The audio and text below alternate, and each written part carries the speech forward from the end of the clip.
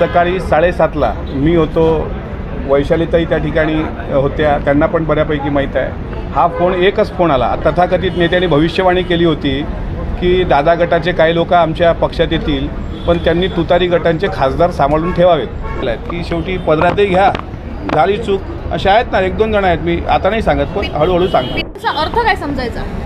संपूर्ण महाराष्ट्राला त्याचा अर्थ चांगल्या मोठ्या प्रमाणात माहीत आहे। राज्याचे उपमुख्यमंत्री आदरणीय अजितदादा गोरगरिबांचे कष्टकऱ्याचे काम सातत्यानं करत असतात आणि त्याच अनुषंगानं बीडमधल्या एका बप्पांचा दादांना सकाळी फोन गेला आणि दादा आता मला संकटातून वाचवा, आणि त्या अनुषंगानंच मी ते ट्विट केलं आहे। याचा अर्थ स्पष्ट आहे की महाराष्ट्रामध्ये सातत्यानं जनतेची कामं करणारा नेता म्हणून जी दादाची ओळख आहे, विरोधकांनी अक्षरशः लोकसभेमध्ये खूप बदनामीवर खूप खालच्या पातळीवर टीका करण्याचा प्रयत्न केला होता, पण तरीसुद्धा काल ज्यांनी विजयोत्सव साजरा केला त्यांच्यातलेच काही नेते ज्यावेळेस दादांना म्हणतायत, गळ घालतायत की आता आमचं भविष्य कसं, त्यावेळेस माझ्यासारख्या कार्यकर्त्याला अभिमान वाटतो की मी त्या नेत्यांसोबत काम करतो जे नेते महाराष्ट्रात सर्वसमावेशक भूमिका घेऊन तळागाळातील लोकांचं काम करतात।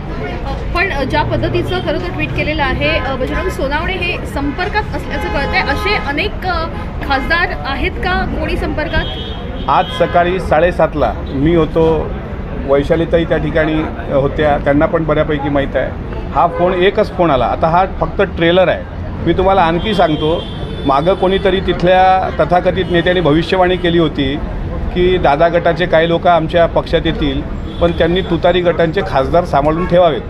कारण एक तर सकाळी गळाला लागल्यासारखा दिसतोय, बोलतोय, पण लवकरच तुम्हाला मोठा ट्रेलर दिसेल। तुम्ही म्हणताय की लवकरच मोठा ट्रेलर पिक्चर दिसेल।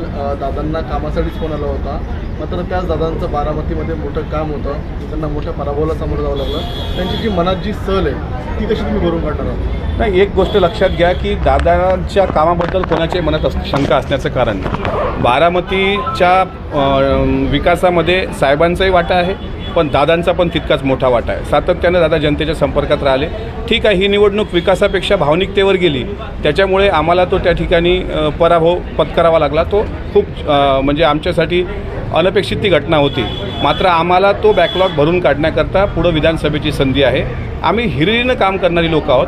फक्त अजितदादा किती महत्त्वाची व्यक्ती या राज्याच्या केंद्रस्थानी आहेत हे मात्र या गोष्टीतून सिद्ध होतं की एखाद्याच्या साखर कारखान्याच्या मजुराचा प्रश्न असेल आणि तो व्यक्ती दुसऱ्या गटाचा खासदार असेल आणि तो व्यक्ती स्वतः दादांना फोन करून विनंती करत असेल, तर माझ्यासारख्या सर्वसामान्य राष्ट्रवादीच्या कार्यकर्त्याला ही फार मोठी घोषणा बाब। बारामतीच्या मैदानात यंदा योगेंद्र पवार यांना उतरवलं जाते, ते दादांचे पुतणे आहेत आणि त्यांचं असं म्हणणं आहे की आता आम्ही बारामतीचा दादागिरी बंद करू। आता त्यांनी काय म्हटलं मला माहीत नाही। शेवटी लोकशाहीमध्ये प्रत्येकाला उभं राहण्याचा अधिकार असतो। मागच्या वेळेस एकाचं डिपॉझिट गेलं, आता यावेळेस त्यांनी करून पाहावा प्रयत्न। एकीकडे जे आहे ते शिवसेनेचे अनेक खासदार जे आहेत ते शिंदे गटाच्या संपर्कात असल्याचं म्हटलं जातं, आणि आता पुन्हा एकदा राष्ट्रवादीचे जे खासदार आहेत शरद पवार गटाचे ते अजितदादांच्या संपर्कात असल्याचं म्हटलं जात आहे। महाविकास आघाडीला मोठा हा धक्का बसू शकतो, काय करेक्ट कार्यक्रम होण्याची शक्यता आहे? मी तेच म्हणतो की आज फक्त तुम्ही ट्रेलर बघितला, आता याच्यावर स्पष्टीकरण विरोधकांकडून येणं साहजिक आहे। आम्ही पण वाट पाहतो की ते काय स्पष्टीकरण देतात, आणि आमचं जर चुकीचं असेल तर संबंधित नेत्याचे काय म्हणतात त्याला कॉल डिटेल्स काढावे, किती वाजता तुमचा फोन आला, कशा संदर्भात आला, आणि दुपारीसुद्धा 2:30 वाजता एक फोन येऊन गेला असं मला कळतं आहे। त्याच्यामुळं आगे देखो होता है क्या, विधानसभेच्या पूर्वी तुम्हाला महाराष्ट्रात फार वेगळ्या घडामोडी दिसू शकतात। पण सर, या फोन मागे नेमकं कारण काय फोन करण्यामागे? 2 कारणं असू शकतात की आता ठीक आहे, मी लढलो आहे, आता त्या ठिकाणी जिंकून पण आलो आहे, पण माझं जे भविष्य आहे पुढं जनतेमध्ये मला जायचं आहे, काम करायचं आहे, तर त्याला कोणाचा तरी आधार लागतो आणि एक आधारवर शोधत असतो माणूस। त्यामुळे या फोनचं एवढंच सांगता येईल की दोन्ही अँगल आहेत की शेवटी पदरातही घ्या, झाली चूक अशा आहेत ना, 1-2 जण आहेत, मी आता नाही सांगत पण हळूहळू सांगतो। विधानसभेच्या आधी हे घडामोडी घडण्याची शक्यता वाटते? खूप जास्त प्रमाणात आहे। तुम्ही फक्त बघा, आजही अनेक लोक इच्छुक आहेत। आता मीटिंग सुरू आहे पक्ष कार्यालयामध्ये। विधानसभेमध्ये अल्पसंख्याक समाजाला सुद्धा चांगल्या पद्धतीने न्याय देता आला पाहिजे, मागासवर्गीय समाजाला न्याय देता आला पाहिजे, मराठा ओबीसी समाजाला न्याय देता आला पाहिजे, ही आमच्या पक्षाची शिवशाहू फुले आंबेडकरवादी भूमिका। त्यामुळे मोठ्या प्रमाणात तरुण वर्ग इथं आकर्षित होतोय। आणि एक तुम्हाला सांगतो की येणाऱ्या विधानसभेमध्ये तुम्हाला राष्ट्रवादी काँग्रेस पक्षामध्ये सर्वसमावेशक नवतरुणांचा भरणा दिसेल, आणि त्या अनुषंगानं घडामोडी घडायला सुरुवात झाली। तुतारी गटामध्ये कालपर्यंत जे विजयाचा गुलाल घेऊन नाचत होते ते सुद्धा सुद्धा बऱ्यापैकी आज पार्टी ऑफिसला बसलेले आहेत. विटकरीजी, युगेंद्र पवार यांचं लॉन्चिंग सुद्धा शरद पवार करतायत. अजित पवारांचे ते विरुद्धातले ते दावेदार विधानसभेचा दावा सांगितला जातो. दादांच्या विरोधातला दावेदार तर मी काय कोणी आहे असं समजू शकत नाही. शेवटी आदरणीय पवारसाहेबांजवळ कोणी विनंती घेऊन गेलं असेल तर पवारसाहेबसुद्धा या देशातले मोठे राजकारणी आहेत. कोणाला किती माप द्यायचं हे त्यांना चांगल्या पद्धतीनं माहीत आहे. त्याच्यामुळे अजितदादा च्या विरोधात कोणी शड्डू ठोकण्याचा प्रयत्न केला तर मला असं वाटते तो स्वतः तोंडावर समोरचा व्यक्ती पडेल आणि आपली नामुष्की स्वतःवर ओढून घेईल. साहेब परत एकदा सांगा, बजरंग सोनवणे तुम्ही ट्विट केलं आहे की ते संपर्कामध्ये आहेत, यामध्ये किती तथ्य आहेत? तथ्य जर नसेल, तथ्य आहे म्हणूनच बोलतोय. आम्ही सर्व त्या घटनेचे साक्षीदार आहोत आणि जर असं असेल तर ठीक आहे ना, दादा जनतेची कामं करणारी आहेत.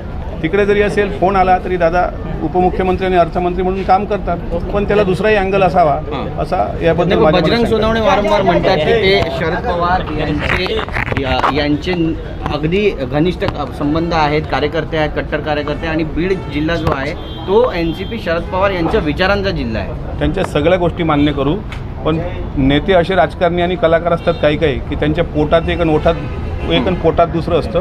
आता ते ओठावर ते बोललेत, पोटातलं काय ते लवकर बाहेर येणार. मात्र एक शेवटचा प्रश्न, बीडच्याच प्रचार सभेमध्ये स्वतः अजित पवारांनी धनंजय मुंडे यांना झापले होते की काही गोष्टीची व्यसन आपल्या हातात ठेवावी लागते. मी धनंजयला सांगितलं होतं की याच्या साखर कारखान्याचं काम करू नको, आणि आता तुम्हीच म्हणतात परत त्यांचा फोन आलेला आहे. हे कोणी बोललं असं?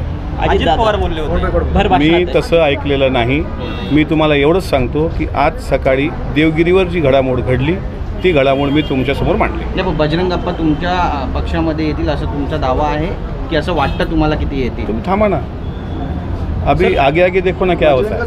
काल सांगितलं की मोठ्या प्रमाणात आम्ही विधानसभेमध्ये आमदार निवडून लावण्यासाठी मी काल दावा देखील केला. प्रत्येक आपापला दावा करत असतो. प्रत्येकाला वाटतं की आपल्या जागा निवडून आल्या पाहिजे, त्याच्यामध्ये काही गैर नाही. पण त्यांना विचारा आज सकाळी फोन कशासाठी केला होता. दादांची किती वेळ फोनवर साधारण चर्चा झाली? 10 ते 12 मिनिटं साधारण चर्चा झाली.